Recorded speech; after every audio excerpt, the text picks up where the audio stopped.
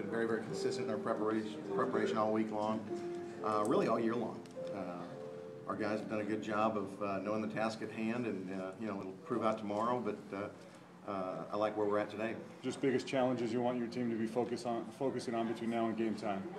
Well, we know what our game plan is. I want them to start thinking through making plays as we go to bed tonight.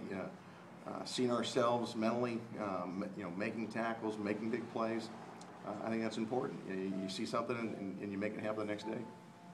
What concerns you most about San Diego State, Coach? Well, I mean, both sides of the ball, they're very, very efficient offensively. They have a power running game with two excellent running backs.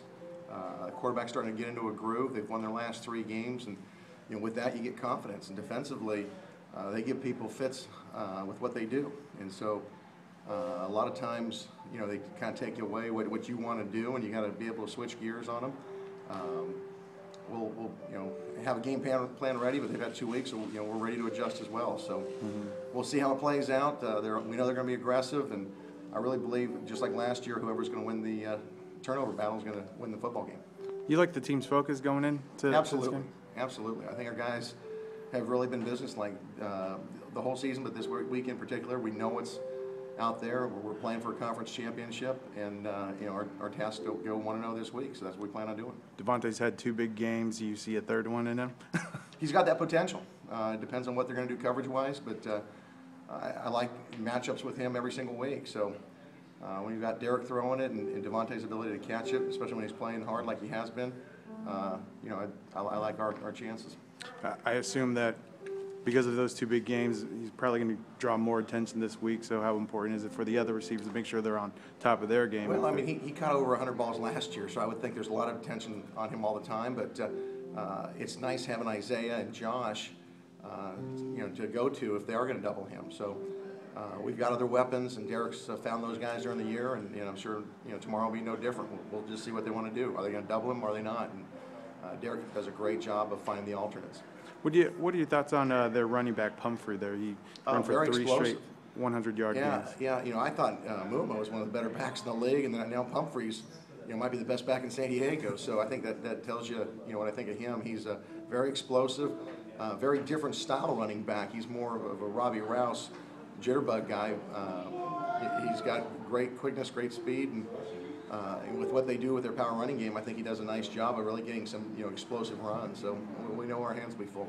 It's just in terms of pure talent on film, how does San Diego State stack up with Boise or some of the other I think they're one of the top teams in our league talent-wise, and they're coached at the top of this league. I think our talent matches up with them very similarly. I think we've got one of the more talented teams, but you look at their skill, the way they've recruited. There's a reason that they're up by 10 on an Oregon State team who's a legit top 25 team.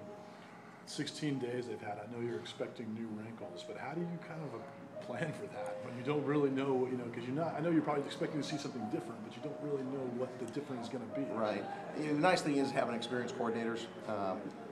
We go into a game with a certain plan, and if things aren't, the way we think they're going to be, because they've had additional prep time, our guys are able to adjust, and we'll take a little bit of a wait-and-see approach tomorrow. We'll go in, knowing, hey, this is what we anticipate, but if not, it's just part of coaching. You just have to learn to adjust. And when you're playing a 7:30 game and you guys are kind of cooped up in the hotel all day, do you do anything to? Well, we'll be outside enjoying the San Diego weather. Okay. Okay. Tomorrow morning we'll wake up, we'll have breakfast, we'll have position walks outside, we'll have a walkthrough. So we'll get outside and get a chance to watch some games. Really not much different than playing a night game in Fresno. Guys are on their own. We have a breakfast, then they go back to their apartments to rest. Here they'll be in the hotel rooms resting. I'm good.